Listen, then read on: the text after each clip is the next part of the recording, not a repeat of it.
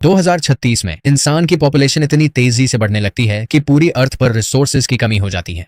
पानी, फूड और clean air जैसे बेसिक चीजें भी रेयर हो जाती हैं। एनवायरनमेंट इतना पोल्यूटेड हो जाता है कि लोगों के लिए नॉर्मल सांस लेना भी मुश्किल हो जाता है।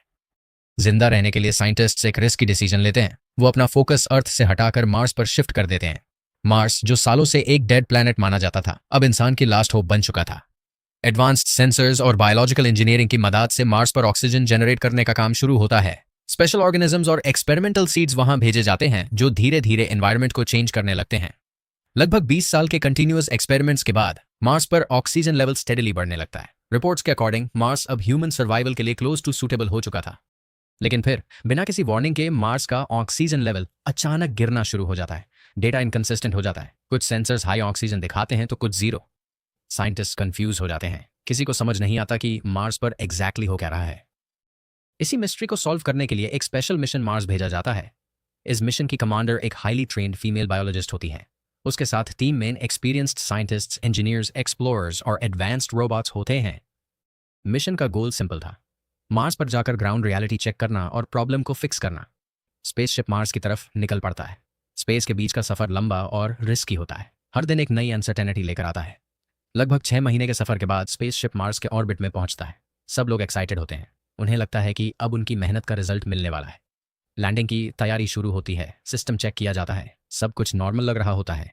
तभी अचानक एक पावरफुल सोलर स्टॉर्म उनके स्पेसशिप को हिट करता है। High energy gamma rays spaceship के सिस्टम्स को डैमेज कर देती हैं। लाइट्स फ्लिकर करने लगती हैं। कंट्रोल पैनल्स फेल होने लगते हैं। सिचुएशन इमरजेंसी में कन्वर्ट हो जाती है। टीम तुरंत लैंडिंग गियर एक्टिवेट करती है, लेकिन शॉकिंगली लैंडिंग सिस्टम भी प्रॉपर्ली रिस्पॉन्ड नहीं करता। अब उनके पास सिर्फ एक ऑप्शन बचता है, मैनुअल कंट्रोल। एक्सट्रीम प्रेशर के अंदर वो लोग स्पेसशिप को मैनुअली कंट्रोल करते हैं और क्रैश लैंडिंग करते हैं। पर लैंडिंग वायलेंट होती है। सब कुछ हिल जाता है, लेकिन किसी तरह वो जिंदा बच जाते हैं। लैंडिंग के बाद सबसे पहला शॉक मिलता है। उनका स्पेसशिप से कनेक्शन टूट चुका होता है। न कम्युनिकेशन, न बैकअप सपोर्ट। और सबसे बड़ी प्रॉब्लम, वो लोग प्लान्ड लोकेशन से काफ़ी दूर लैंड हुए हैं। उन्हें एक बायोलॉजिकल इंजीनियरिंग बेस तक पहुंचना है जहां ऑक्सीजन और रिसोर्सेज मिल सकते हैं। टाइम लिमिटेड है, ऑक्सीजन भी लिमिटेड है। लैंडिंग के वक्त एक टीम मेंबर सीरियसली इंजर्ड हो जाता है। वो चल नहीं सकता। टीम को एक टफ डिसीजन लेना पड़ता है। उन्हें यूज़ वही छोड़ना पड़ता है। बाकी टीम बेस की तरफ बढ़ जाती है। मार्स का एनवायरनमेंट उनके लिए बिल्कुल अननोन है। हर जगह सिर्फ डेजर्ट और साइलेंस।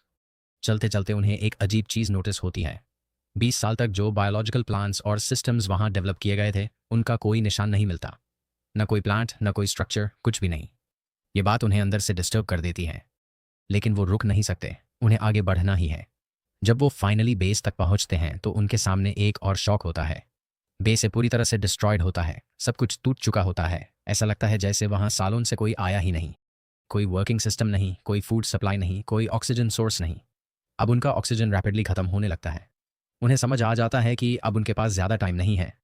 वो लोग थक कर बैठ जाते हैं और अपनी लास्ट मोमेंट्स का वेट करने लगते हैं। तभी एक अनएक्सपेक्टेड चीज़ होती है। पीटर, जो टीम का एक मेंबर है, अपना मास्क हटा देता है। सबको लगता है कि वो तुरंत मर जाएगा, लेकिन कुछ सेकंड बाद वो नॉर्मल सांस लेने लगता है। ये देखकर सब शॉक हो जाते हैं। एक एक करके सब अपने मास्क हटा देते हैं और सब मार्स की हवा में सांस लेने लगते हैं। ये इम्पॉसिबल था। न प्लांट्स, न ऑक्सीजन सोर्स, फिर भी ब्रीदेबल एयर। ये सादिया एक ऐसा मिस्ट्री था जिसका कोई एक्सप्लेनेशन नहीं था। रात होने लगती है। टेम्परेचर गिरने लगता है। टीम बेस के अंदर रेस्ट करने का डिसीजन लेती है। तभी उनका पहले छोड़ा गया रोबोट डॉग वापस अपीयर होता है। वो धीरे धीरे उनके पास आता है। पहले सबको लगता है कि वो नॉर्मल है, लेकिन फिर पता चलता है कि उसका सिस्टम डैमेज हो चुका है। वो सडनली अटैक मोड में स्विच हो जाता है और बिना वार्निंग के टीम पर अटैक कर देता है। सिचुएशन कंट्रोल से बाहर हो जाती है। रोबोट एक के बाद एक मेंबर्स को एलिमिनेट कर देता है।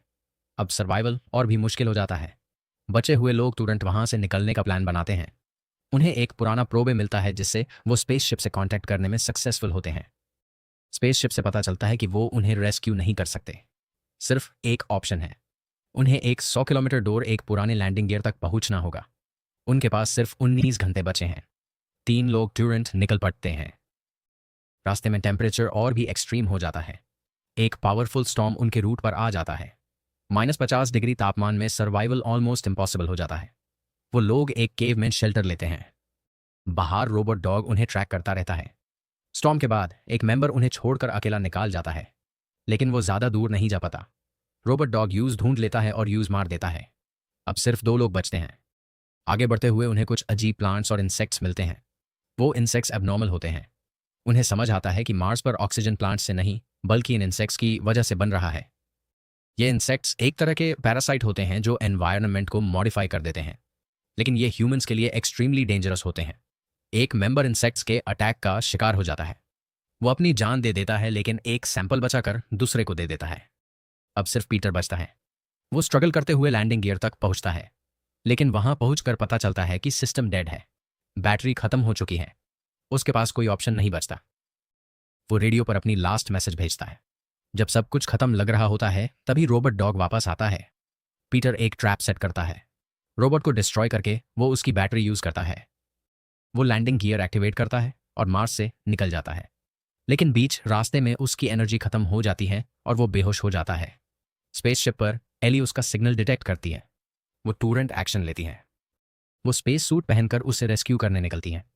वो पीटर तक पहुंचती हैं और यूज वापस खींचकर स्पेसशिप में ले आती हैं। फाइनली वो दोनों सेफ हो जाते हैं।